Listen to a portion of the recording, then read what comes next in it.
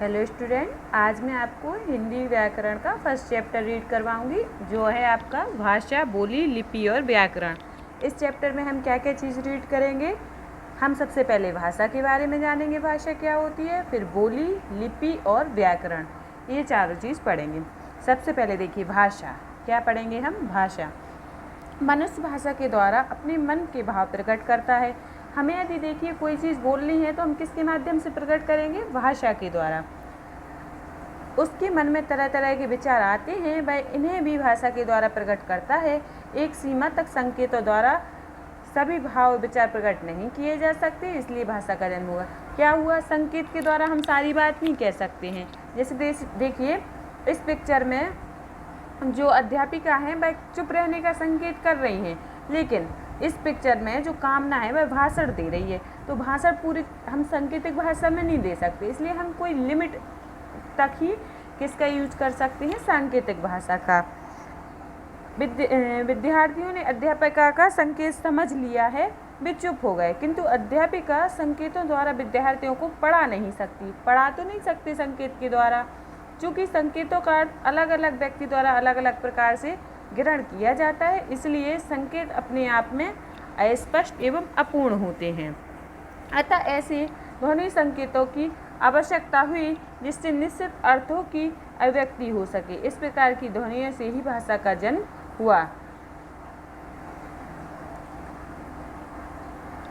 संस्कृत की भाष धातु से भाषा की उत्पत्ति हुई, जिसका अर्थ है बोलना। किससे हुई, भाष धातु से, जिसका अर्थ क्या है, बोलना। मानव जो कुछ बोलता है उससे जो ध्वनियाँ उत्पन्न होती हैं वे अर्थ वहन करती हैं। तभी वक्ता के शब्दों ध्वनियों को सुनकर श्रोता कौन कहलाता है, सुनने वाला। श्रोता उनका अर्थ समझ जाता है। इस प्रकार सार्थक ध्वनियों के द्वारा मनुष्य विचारों का आदान प्रदान करता है और इसी को भाषा कहते हैं। देखिए भाषा किसे कहते हैं, इसकी डेफिनेशन देखिए। भाषा वह माध्यम है जिसके द्वारा मन के भावों और विचारों को प्रकट किया जाता है और दूसरों के भावों और विचारों को जाना जाता है।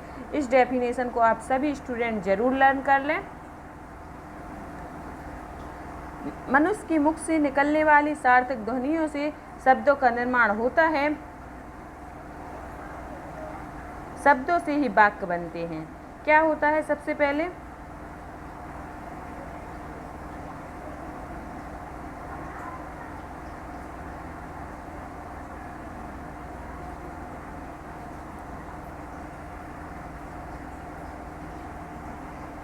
हमारे मुख से कुछ ध्वनियाँ निकलती हैं। सबसे पहले देखो ये 4 टाइप्स होते हैं। भाषा के कितने टाइप्स होते हैं, इस प्रकार भाषा के 2 भेद होते हैं।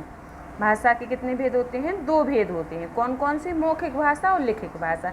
ये तो आप पढ़ते ही आ रहे हैं स्टार्टिंग से ही क्लासेस में कि मौखिक भाषा क्या होती है, लिखित भाषा। जिसे हम मुख से बोलकर प्रकट करते हैं मौखिक भाषा कहलाती है, और जिसे हम लिखकर प्रकट किया जाता है वो क्या कहलाती है, लिखित भाषा। अब हम पढ़ेंगे कि भाषा और उसमें भाषा के दोनों रूपों में क्या अंतर है, मतलब मौखिक और लिखित में क्या अंतर है। तो भाषा का मौखिक रूप है ये परिवर्तनशील है, मतलब चेंज होता रहता है इसमें। लेकिन जो लिखित रूप है उसमें स्थिरता बनी रहती, वह चेंज नहीं होता। इस अंतर के कारण लिखित रूप को महत्वता अधिक है, लिखित भाषा को क्या है, अधिक इसमें इम्पोर्टेंस दिया गया। अब हम पढ़ेंगे भाषा की इकाइयाँ। देखिए ये इकाइयाँ आपको जरूर लर्न रखनी है कि भाषा की कितनी इकाइयाँ हैं। तो यहाँ पे दी हुई हैं ध्वनि। सबसे पहले सबसे छोटी इकाई जो है भाषा की वो क्या है, ध्वनि। मुख से निकलने वाली प्रत्येक स्वतंत्र आवाज़ ध्वनि कहलाती है। हमारे मुख से किसी भी तरह की आवाज़ निकले वो क्या है, ध्वनि।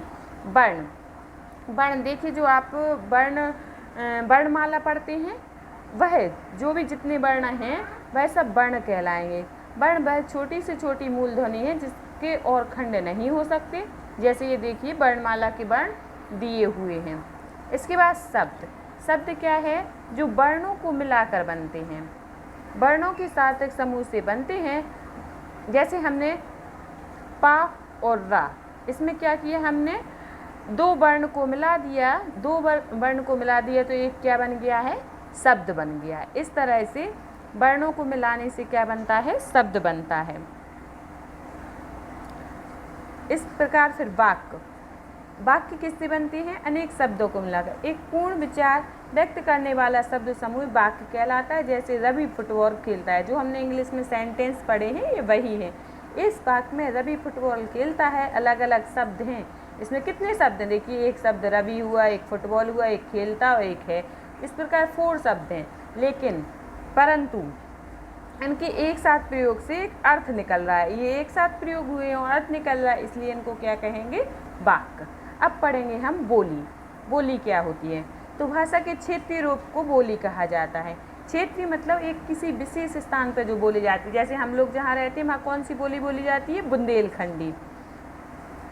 यह एक क्षेत्र तक सीमित होती है, मतलब ये सारी जगह नहीं बोली जाती, एक विशेष क्षेत्र तक सीमित रहती है, जिससे साहित्य आदि की रचना होती है और साहित्य आदि की रचना नहीं होती है।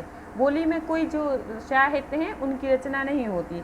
सरकारी कामकाजों में भी इसका प्रयोग नहीं किया जाता है।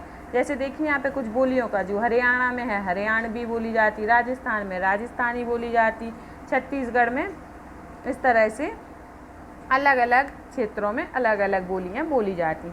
अब हम पढ़ेंगे उपभाषा। बोली का विकास होने पर उसका क्षेत्र बढ़ जाता है। ऐसे में पढ़ा लिखा वर्ग भी उसका प्रयोग करने लगता है और उसमें साहित्य का निर्माण होने लगता है। जो बोली अधिक फेमस हो जाती है और उसमें जब साहित्य लिखा जाता है तो उसको क्या कहते हैं? उपभाषा। जैसे ब्रज भाषा, अवधी, मैथिली। क्या हुआ? जो कबीर वगैरह थे, इन्होंने रहीम, कबीर, इन सब ने, जो हिंदी के लेखक थे, इन्होंने इन भाषाओं में क्या की हैं? रचनाएं की हैं, तो जो उपभाषा बन गई हैं। तथा खड़ी बोलियां हैं, परंतु साहित्य रचना में स्थान पाने पर ये उपभाषा बन गई हैं। इनको क्यों कहने लगे उपभाषा? क्योंकि इनमें रचनाएं हुई हैं। अब हम पढ़ेंगे लिपि। लिपि क्या होती है? तो ध्वनियों को लिखित रूप में प्रकट करने के लिए जिन ध्वनि चिन्हों का प्रयोग किया जाता है उन्हें हम क्या कहते हैं? लिपि कहते हैं। जिन ध्वनि चिन्हों का प्रयोग किया जाता है उन्हें हम क्या कहते हैं? लिपि। देखिए, अलग अलग भाषा की अलग अलग लिपि होती है।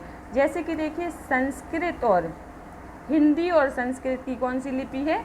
देवनागरी लिपि है। देवनागरी लिपि का विकास ब्राह्मी लिपि से हुआ है। देवनागरी का भी विकास किससे हुआ है? ब्राह्मी लिपि से हुआ है। अंग्रेजी भाषा की लिपि कौन सी है? रोमन है। इस तरह से यूरोप की अधिकांश भाषा थोड़े बहुत परिवर्तन के साथ इसी लिपि का प्रयोग करती हैं। अरबी तथा उर्दू फारसी की लिपि कौन सी है? फारसी है। यह दाईं से बाईं ओर लिखी जाती। उर्दू कहाँ से लिखी जाती? ऐसे, दाईं से बाईं ओर। पंजाबी, गुजराती, बांग्ला आदि भाषाओं की लिपियों का विकास भी ब्राह्मी लिपि से हुआ है। पंजाबी की लिपि गुरुमुखी के नाम से जानी जाती है। देवनागरी लिपि का प्रयोग मराठी और नेपाली भाषाओं में भी किया जाता है। अब पढ़ेंगे हम व्याकरण क्या होता है। तो प्रत्येक भाषा की अपनी व्यवस्था होती है। भाषा की व्यवस्था प्रदान करने के लिए कुछ नियमों की स्थापना की जाती है। जो व्याकरण होता है यानी ग्रामर होता है, उसमें क्या होते हैं? कुछ नियम होते हैं, रूल्स होते हैं, जिससे हम की ग्रामर को बनाते हैं। प्रत्येक भाषा में ध्वनि, शब्दों, वाक्यों की रचना में संबंधित नियम अलग अलग होते हैं। व्याकरण के इन नियमों संकलन एवं विश्लेषण कर भाषा को एक सुनिश्चित व्यवस्था प्रस्तुत की जाती है। व्याकरण का सही ज्ञान प्राप्त करके ही हम किसी भाषा का शुद्ध बोलना, समझना और पढ़ना लिखना सीख सकते हैं।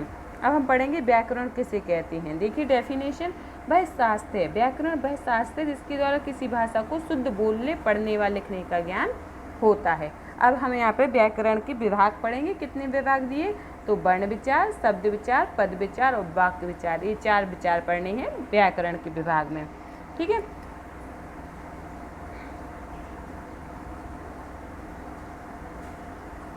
इस तरह से आज आपने वर्क होमवर्क कर ही लिया है नोटबुक में। ये क्वेश्चन आंसर इस तरह से आपको, ये देखिए जो मैंने आपको लिपि बताई है उससे मैचिंग करना है कि अंग्रेजी की लिपि कौन सी है? रोमन। संस्कृत की लिपि कौन सी है? देवनागरी। हिंदी की लिपि कौन सी है? देवनागरी। अरबी की लिपि कौन सी है? फारसी। पंजाबी की गुरुमुखी। उर्दू की फारसी। इस तरह से आपको ये मैचिंग लर्न करनी है। हिंदी भाषा की लिपि है देवनागरी। हमारी राष्ट्रभाषा कौन सी है? हिंदी। बच्चा जिस भाषा को सबसे पहले सीखता है वह क्या कहलाती है? मातृभाषा।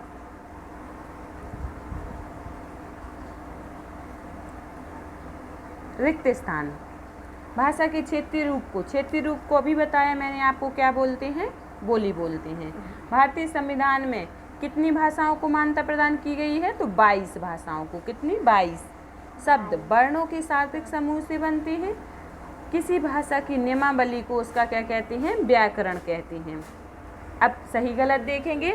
पद विचार में वर्णों की जानकारी दी जाती है, गलत। व्याकरण भाषा को शुद्ध बनाता है, सही। भाषा परिवर्तनशील होती है, सही।